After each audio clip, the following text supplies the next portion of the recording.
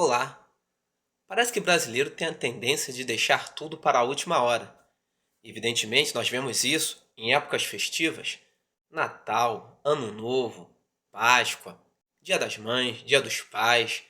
Datas comemorativas, nós vemos que o brasileiro ele vai às compras na última semana, ou nos últimos dias, ou no dia que antecede, praticamente um grande evento.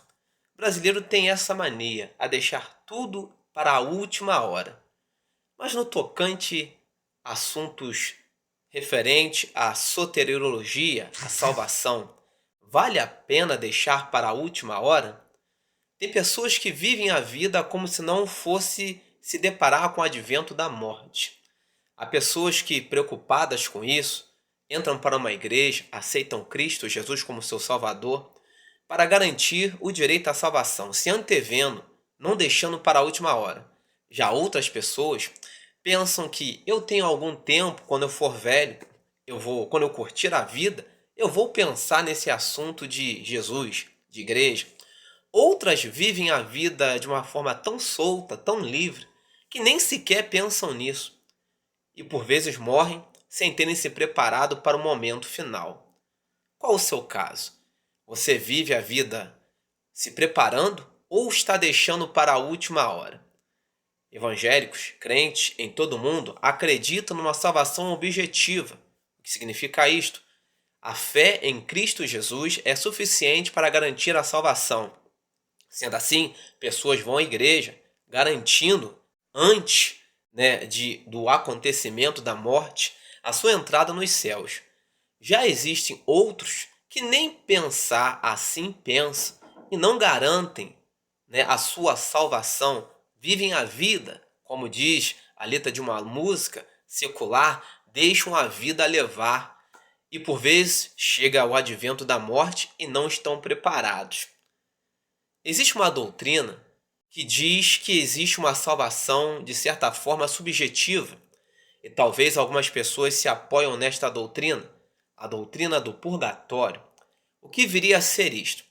Essa doutrina prega que existem pessoas que de fato são muito boas, têm um encontro com Deus, amam a Deus e devido à bondade de seus corações, aquilo que conquistaram diante de Deus, de fato vão direto para os céus.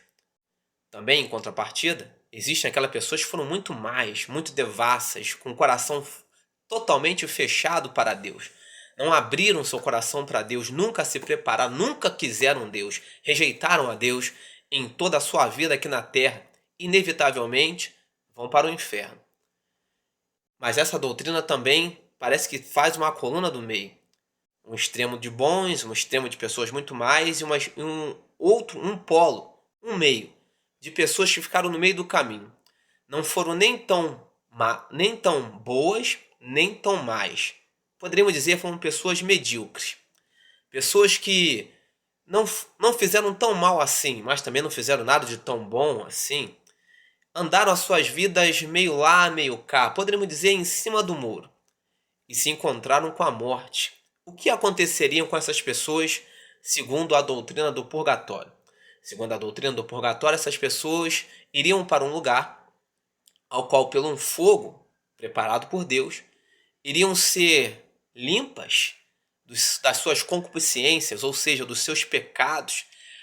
E quando limpas desses pecados, por não serem sido tão mais assim, elas poderiam ter uma segunda chance, pós-morte, de terem um encontro com Deus no reino dos céus. Isto prega a doutrina do purgatório, uma segunda chance, pós-morte, para pessoas que não foram tão mais assim, mas também não foram boas.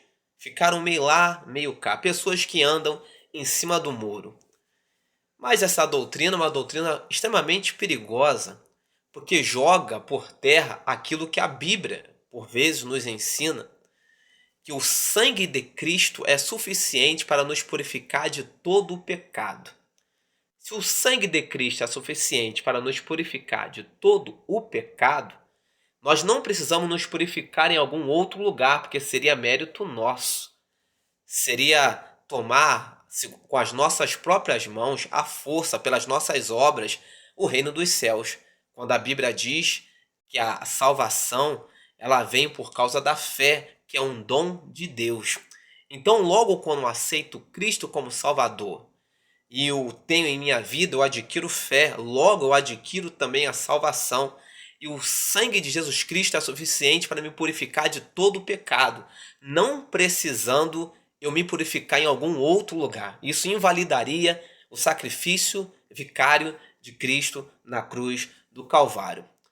Logo também, a Bíblia nos ensina que após a morte, a Bíblia diz, após a morte segue-se o juízo. Logo eu entendo que quando se encerra a vida aqui, não dá mais tempo para fazer mais nada além da vida. Cada um vai seguir o seu caminho, o seu propósito, ao qual viveu aqui na terra, ou para os céus, ou para o inferno. Qual a sua realidade? Céu ou inferno?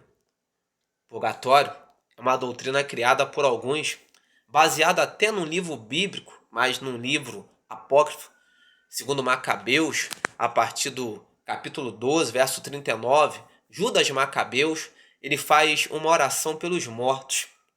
Até hoje pessoas fazem oração pelos mortos achando que podem ali de certa forma aliviá-la de seus pecados.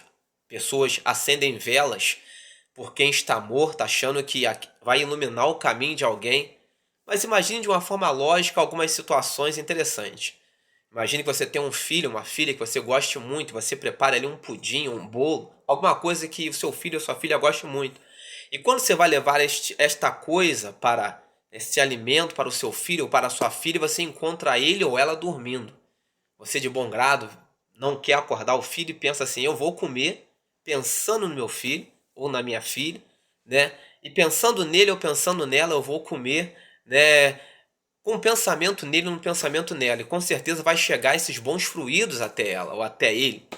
Agora a criança acorda, o filho ou a filha, vai acordar com fome ou sem fome?